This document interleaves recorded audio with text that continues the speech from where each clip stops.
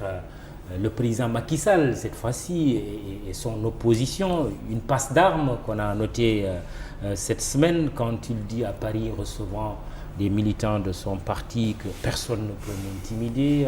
Cela n'a pas pu se faire quand j'étais dans l'opposition, a fortiori aujourd'hui que Dieu m'a donné le pouvoir. L'opposition qui dit que un président ne devrait pas dire ça. Oui, vous savez, l'opposition est dans son rôle, mais le président... Ça cache même une certaine peur. Le président de la République, d'abord, représente les institutions du Sénégal. C'est le président de la République. Ce que nous avons en face de nous, ce sont des gens qui sont des ennemis de la République. Ah oui. Des gens qui considèrent que dans une République, le pouvoir doit se donner par la rue. Ils ne croient pas aux élections. La preuve, Mamadou. Élection de 2019, le président de la République est élu de façon brillante au premier tour. Ceux qui ont 2 Sénégalais sur 10, moins de 20% de confiance des Sénégalais, 3 mois après, ils se mettent à créer des marches, à crier, à je ne sais pas quoi, à créer des sujets. Rien de nouveau sous le soleil. Oui, mais l'idée de démocratie, Mamadou, c'est de faire en sorte que quand il y a débat, que les gens puissent échanger, que les gens aient la liberté de s'exprimer. Est-ce qu'aujourd'hui, les gens n'ont pas la liberté de s'exprimer? Tous les jours, les gens sont dans les médias. Je vous ai même entendu faire un cri de gueule, entre guillemets, excusez-moi du terme, lorsqu'on a invité des gens qui ont été condamnés pour des meurtres dans le cadre politique. Donc, ce qui veut dire que nous, notre liberté d'expression est arrivée à son paroxysme. Mais le problème qui se pose, c'est que ceux qui croient en la République, ce sont ceux qui se font élire, ceux qui vont débattre sur les plateaux télé, ceux qui tiennent leurs réunions publiques, mais ce n'est pas ceux qui occupent les places publiques et qui pensent que par la violence, en essayant d'entretenir une tension factice, une tension permanente, peuvent faire courber l'échine de la République. Est-ce qu'au départ, c'est de la violence? C'est une manifestation? Non, mais si ces manifestations restaient dans le cadre d'une manifestation, il n'y aurait pas de problème. Mais souvent, ce sont des militants qui ne déposent pas de demande d'autorisation de marche, parce que la marche est libre mais encadrée. Mais c'est aussi des gens qui ne croient pas en ces valeurs de la République. Aller aux élections, ils pensent que tout doit se faire dans la rue, nous devons nous attaquer à telle chose, la manipulation. Je vous demande juste d'analyser une chose. Dans le vocabulaire de l'opposition, je ne sais pas si vous avez remarqué, les mots c'est de lutter, de sacrifice. Le vocabulaire c'est résister. Résister à quoi? Qui est opprimé au Sénégal? C'est ce qu'ils pensent. Oui, mais c'est leur liberté de penser. Mais qu'est-ce qu'il faut comprendre? C'est leur liberté de penser. Oui. Mais la démocratie, c'est 3 choses. Avoir la possibilité de dire ce que l'on pense. Je pense qu'entre E-Media, TFM, Sen TV, RTS, il y a une diversité médiatique qui permet à tout un chacun de dire ce qu'il pense. C'est la liberté d'aller aux élections. Est-ce que vous avez vu quelqu'un qu'on retient? La preuve, vous avez vu sur les rejets de liste, tous les démocrates sont allés faire des recours, ils ont utilisé les voies de recours comme l'a prévu la loi et ils ont eu gain de cause pour les uns et les autres n'ont pas eu gain de cause. C'est la liberté de manifester aussi. Mais la liberté de manifester avec une volonté saine de juste manifester. Oui. Mais s'il y a derrière une liberté de mettre sous tension le pays et de provoquer, d'utiliser les événements sensibles, vous avez vu le 8 mars, vous avez vu les inondations, comment les gens se sont exprimés pour pousser les gens à sortir. Mais comment vous pouvez qualifier des opposants qui ont des listes qui ont été jugées irrecevables par des autorités territoriales, des autorités administratives territoriales, appellent à envahir des sous-préfectures et des préfectures. Mais il dit aussi ces autorités administratives qui vont se pourvoir en cassation. Oui, mais parce qu'ils représentent une partie. Vous savez, le droit, c'est une question d'interprétation. Mamadou Ibra Kane, vous avez vos employés, sur telle et telle chose, vous décidez que je dois prendre telle chose, telle décision. C'est votre interprétation. Le juge peut en avoir une autre interprétation. Et la justice va trancher. Mais qu'est-ce qu'il faut comprendre quand le président Macky Sall, du haut de sa posture, dit « personne ne peut m'intimider ». Du haut de sa posture, le président Macky Sall représente la République du Sénégal.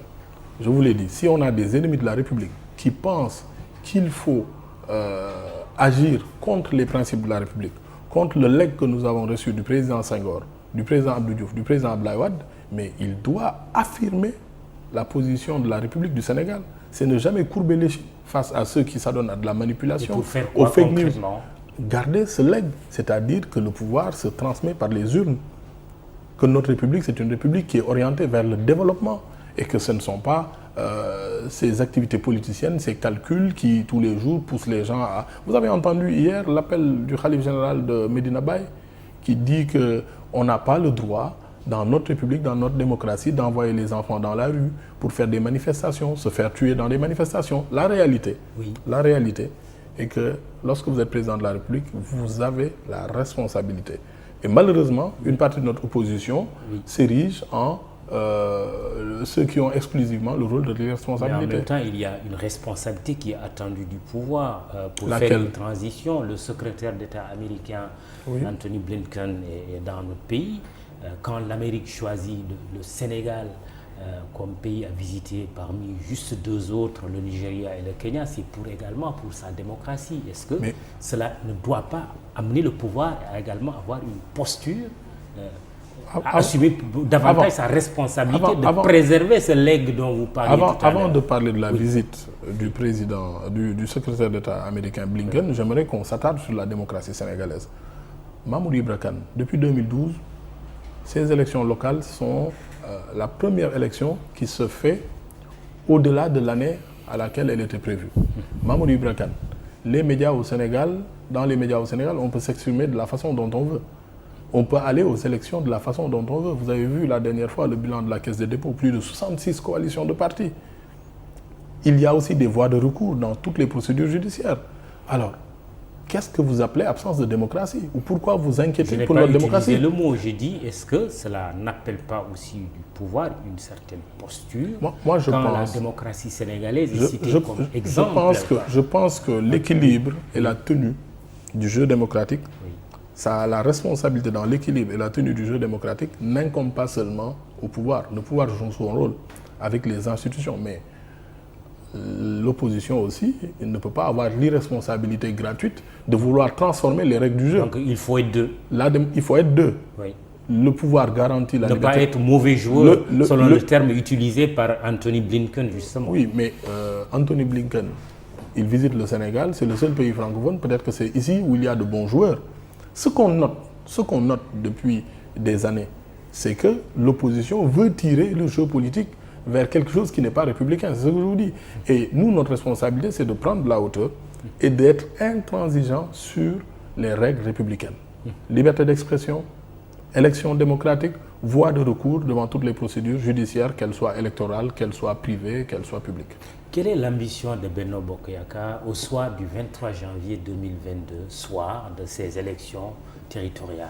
Alors, c'est comme toujours. Benno Bokk Yakaar est la coalition qui a la coalition qui a eu une durée extraordinaire depuis 2012. Vous l'avez vu, une coalition qui regroupe des partis majeurs au Sénégal et qui dure. Vous avez vu ce qui s'est passé en 1962 entre le président Senghor et Mamadou Dia. Vous avez vu ce qui s'est passé entre le président Diouf et le président Wade. C'est des intermèdes de collaboration de 2 ans, 1 an entre le président Wade et le président Moustapha Niasse.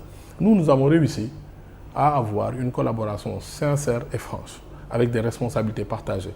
Le Sénégal est l'une des rares démocraties où les institutions sont dirigées par les alliés depuis le début. C'est quelque chose à saluer.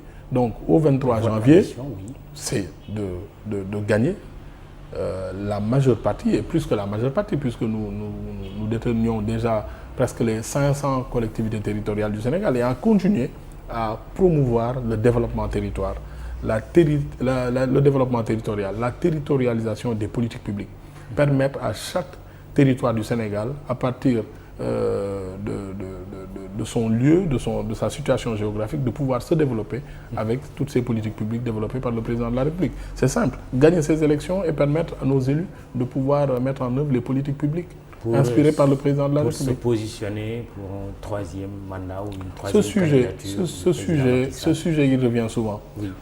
Nous sommes aux élections locales. Après les élections locales, il y aura les élections législatives. J'imagine que vous poserez la question. Et au-delà de ça, on pourra en discuter librement. Mais étape par étape, séquence par séquence, lorsque nous aurons terminé la question des locales, les législatives, vous pourrez poser cette question. Bon, sauf que le directeur de cabinet du président Macky Sall, Mahmoud Saleh, a dit quelque chose comme ça. Moi, je dis qu'aujourd'hui, nous sommes à la veille des élections locales. Il faut travailler discuter avec les populations, gagner les élections, aller aux législatives, et puis après, on verra pour les autres questions. Vous n'êtes pas en phase avec lui?